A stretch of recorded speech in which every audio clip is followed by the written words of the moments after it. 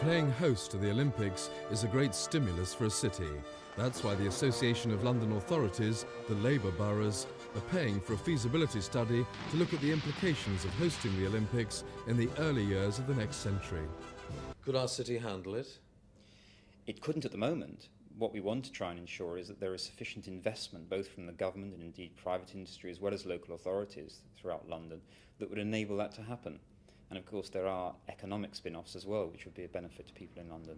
What's the next step? What are you doing now? The next step now is to have a feasibility study to look into what the prospects are. And I can only assure you that a bid would not go in until we were sure that it could be both successful in economic terms and indeed would do all the things that we would want it to do.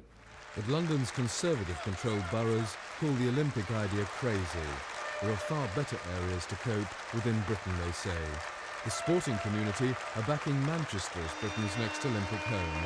So exciting though the thought is, London is still much more than a feasibility study away from being an Olympic city again. Simon Lee, Thames News.